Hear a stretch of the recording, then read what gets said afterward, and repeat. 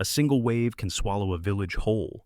That is what a venerable tribal elder from a Pacific island once told a group of startled colleagues at a global forum. This was not just a dramatic warning, it was lived reality, repeated across tens of small island states that face the unrelenting might of the ocean every day. And in the build-up to the immense United Nations Ocean Conference set for the year 2025 in Nice, the stakes could not be higher. What truly hides behind the cobalt blue waters that enchant tourists but threaten to overwhelm entire cultures? And how does the restless sea connect with the digital domain, artificial intelligence, and a larger quest for equilibrium? Today we dive deep into this global crossroads where fragile coastlines, swirling diplomatic intrigue, and surging algorithmic forces merge, each wave echoing the call to revisit and perhaps revive a spirit born in Belgrade in the year 1961.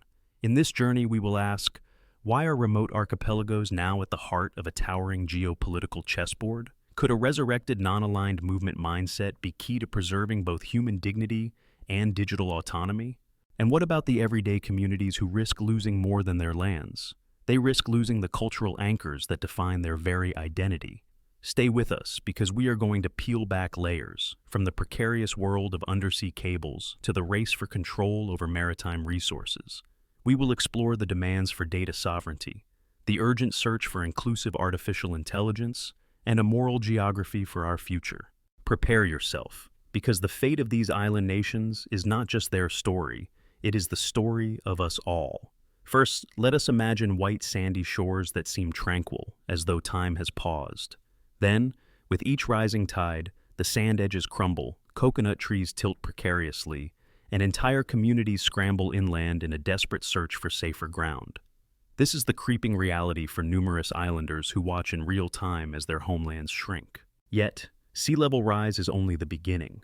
Consider how the warming waters injure delicate coral reefs, leading to the collapse of fisheries, which are vital for both sustenance and trade. Then factor in the intensifying storms that hammer precarious infrastructure, roads, hospitals, and schools. It is not hyperbole to say that many small island developing states bear the scars of a deep conflict between nature's unstoppable arc and humankind's race to adapt. In that collision zone, decisions made in glittering conference halls thousands of miles away can seal their fate. But what about the intangible undercurrents? When we talk about the ocean, we picture endless expanses of blue. Few think about the digital highways that run beneath, in the form of undersea cables linking continents and cultures. Yet, these cables are critical arteries of global communications, carrying phone calls, financial transactions, and almost everything we do daily online. If you have ever scrolled through a social media feed, there is a strong possibility your data traveled through the silent world beneath the waves. Now, let us imagine that these submarine cables bypass small islands entirely or provide such minimal bandwidth that entire communities languish offline, cut off from the knowledge and opportunities that the digital world might provide.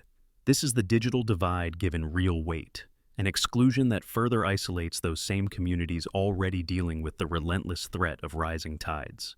All the while, a new player emerges in the global conversation: artificial intelligence. Governments and research institutions are racing to apply machine learning models to climate science, coastal erosion monitoring, and resource management. But imagine if the small island nations that stand to benefit the most from these insights find themselves marginalized in the data economy. Think about it. Advanced climate predictions crafted half a world away, using data that does not quite capture the full nuance of local conditions, or algorithms that were never designed to respect cultural norms. The result?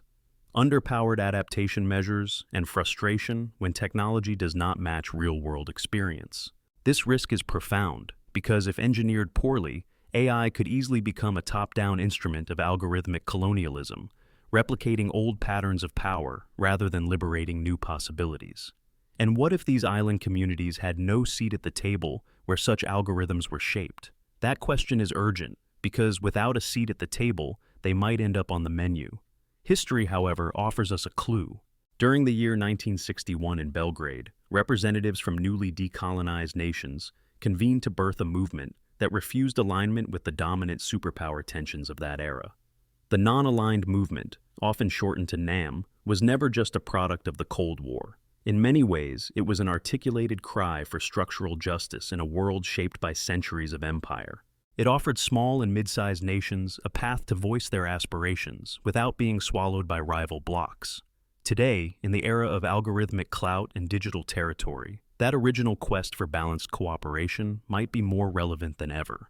Imagine a world in which small island states, archipelagic nations, and extended coastal countries come together in a new version of the non-aligned movement, but this time dedicated to oceanic stewardship, data sovereignty, technological inclusivity, and fairness. Could that be our route to dynamic equilibrium, bridging the gap between physical survival and digital presence? Let us trace the threads of that possibility. On the most fundamental level, it stems from UNCLOS, the United Nations Convention on the Law of the Sea, which provides a legal framework for maritime rights, responsibilities, and the rightful use of ocean resources. Imagine the frustration of a small island state that cannot adequately map its exclusive economic zone because it lacks advanced oceanographic data or the ability to interpret it. Without the relevant technology, that nation remains unable to assert its resource rights, observe illegal maritime activities, or protect crucial ecosystems.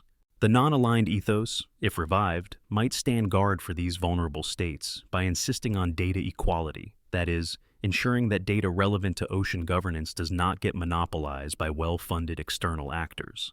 Perhaps the heart of this problem is equally philosophical. What does sovereignty mean in the digital era? If a nation's land area is being eroded by the ocean, does that nation also cede its digital footprint to more influential players? Several small island countries already struggle with substandard internet lock-ins, costly and limited networks that hamper everything from e-commerce to telemedicine. The ocean becomes a double frontier. On the surface, there is the pressing concern of climate resilience. Beneath is the question of who owns or controls the data highways. No wonder activists and thought leaders alike have drawn parallels between physical colonization and emerging patterns of digital exploitation. If the non-aligned movement once stood against the pitfalls of colonial subjugation, it might now be tasked with challenging forms of digital subservience. In the middle of this dynamic is the upcoming United Nations Ocean Conference in Nice, scheduled for 2025, which many view as a watershed moment. Why? Because it merges two gigantic agendas: the pressing climate-ocean nexus and the unstoppable digital revolution. If we look at the patterns, the last few global gatherings showed glimpses of progress, but also highlighted the disparity in resources, capacity, and representation. This new conference might be an opportunity to push for new norms that guarantee data-sharing frameworks, capacity-building programs, and crucial forms of technology transfer. After all, no single region owns the ocean. The seas are the connective tissue of the entire human family, from remote Arctic villages to bustling port cities along the subtropics. Now, if you are feeling a bit of rising empathy for these embattled island nations, and a sense that these are not distant concerns but reflections of our collective future, please share that spark of interest with others. It truly helps spread awareness about small states fighting for survival against multiple invisible adversaries. If this angle resonates with you, consider supporting the discussion by letting friends know what you have learned. That is our first friendly invitation, so do let your voice be heard. But let us not forget that these demands are not just about clinging to the status quo. Many of these archipelagic and coastal societies possess ecological knowledge that is vital for world climate research. They live intimately with reefs, tides, monsoons, and ocean currents that have long shaped their agricultural cycles and cultural rhythms. By collaborating, we can harness centuries of localized wisdom, fusing it with advanced scientific methodologies to yield next-level innovations. It is not paternalistic outreach. These communities do not need rescuing in a simplistic sense. They need recognition, partnership, and shared governance. Yet, this begs the question, how can one ensure an equitable approach to AI? As we expand machine learning and forecasting storms, designing coastal protections, or even predicting the path of pollution across ocean gyres, we risk building powerful but biased systems if we only focus on data from well-studied coasts. In that scenario, entire swaths of the global ocean might remain algorithmically invisible. Or worse, half-baked data from an unrelated region might be substituted, leading to disastrous policies. Real synergy demands robust local data collection and inclusive participation in the AI design.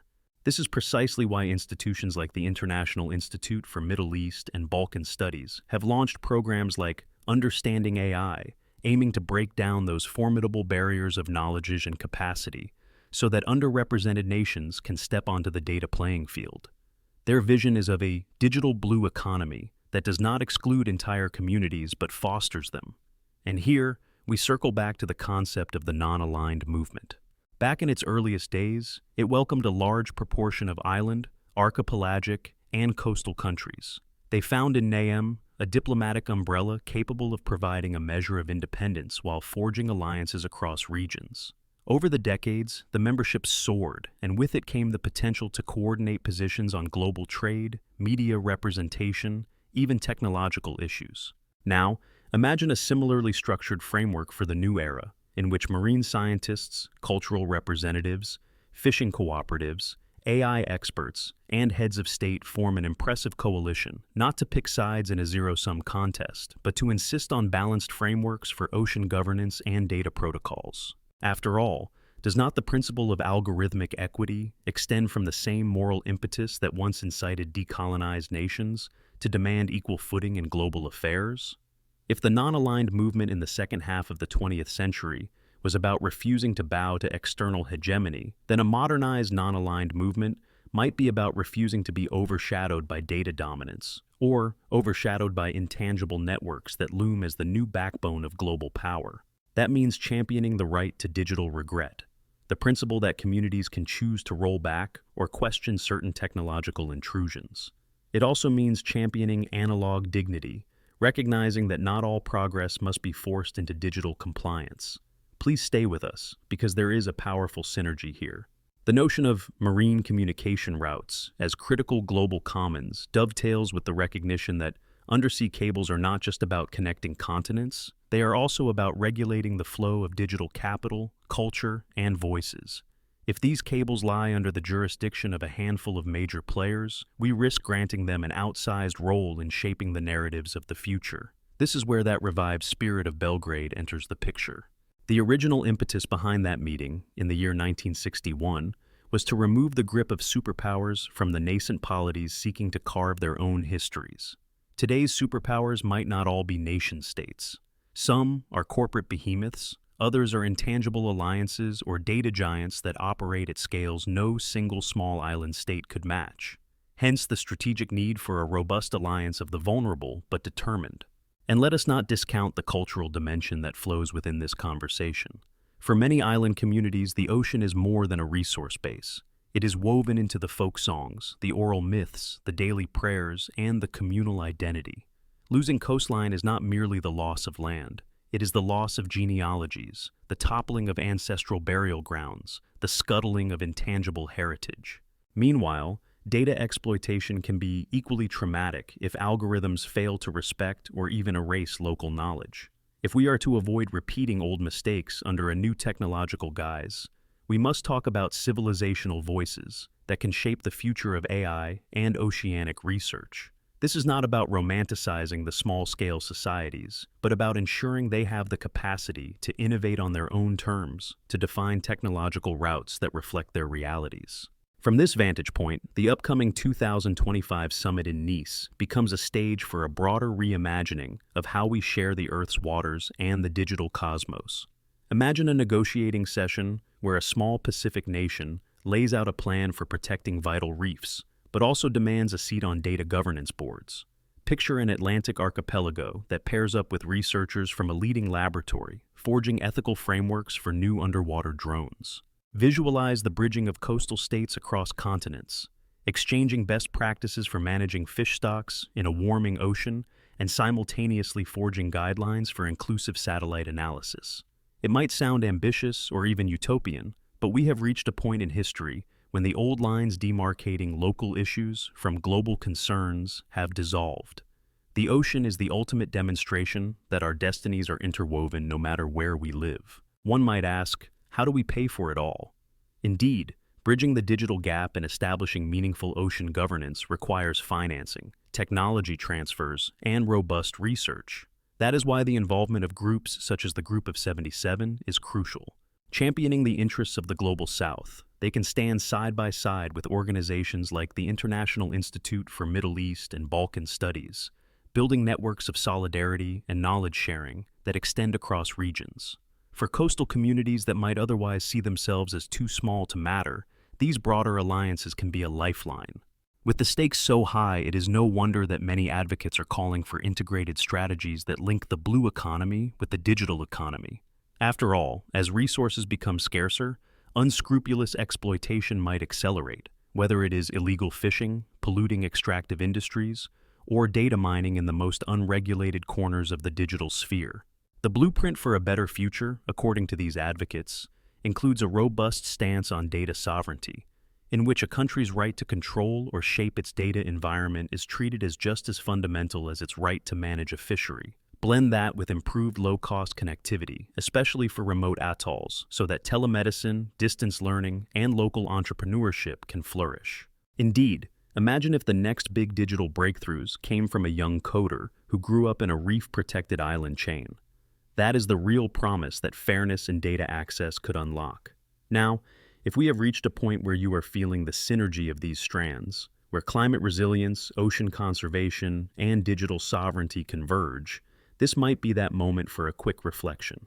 Consider leaving a like or a share to spread this message further, because the more we amplify these issues, the more momentum we build toward forging new alliances. That was our second and final gentle invitation for any form of supportive action.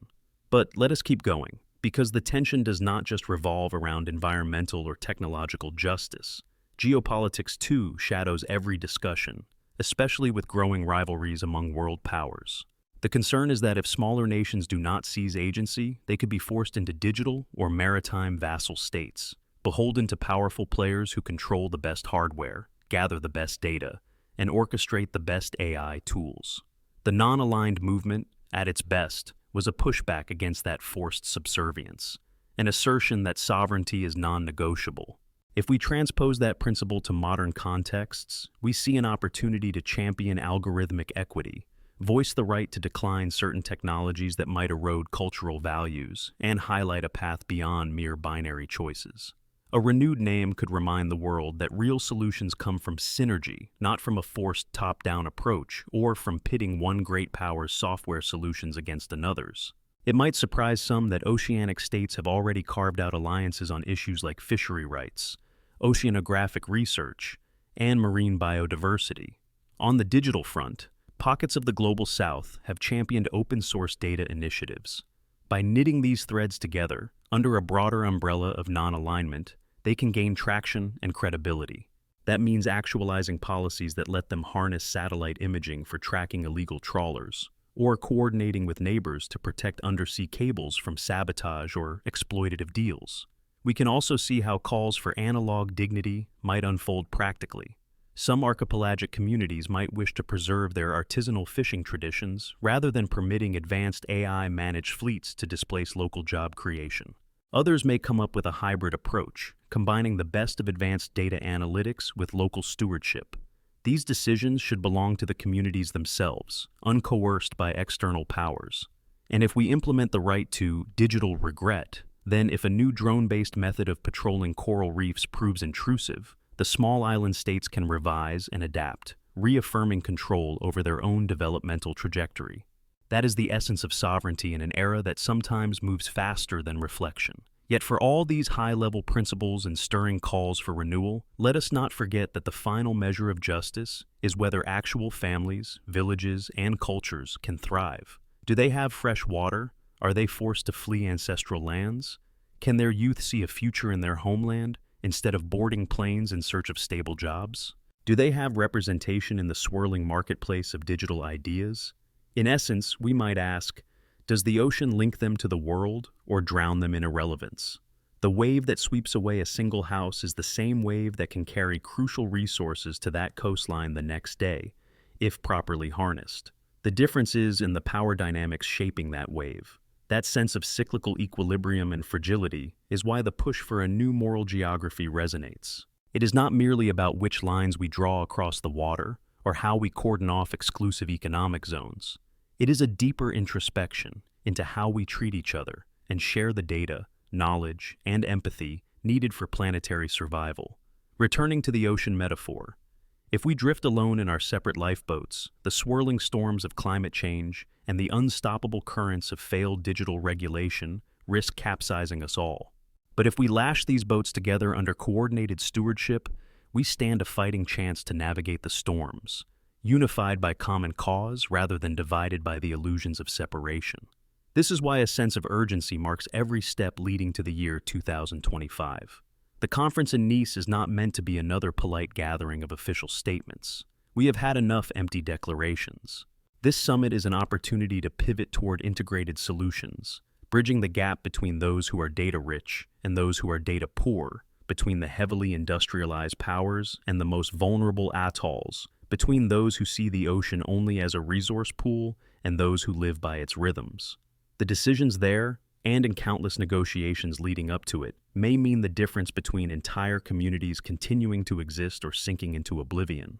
By shining a light on this interplay of oceanic and digital futures, we keep that spirit of 1961 Belgrade alive, a spirit that once demanded dignity for newly independent nations, and now demands dignity in an age of shifting coastlines and unstoppable artificial intelligence.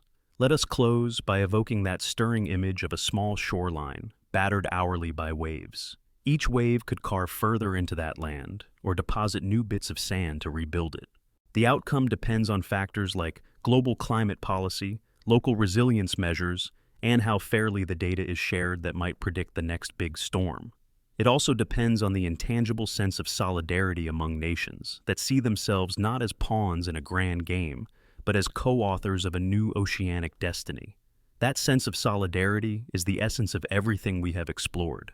It is about forging pacts that uphold the unspoken cultural tapestries binding these littoral and archipelagic societies.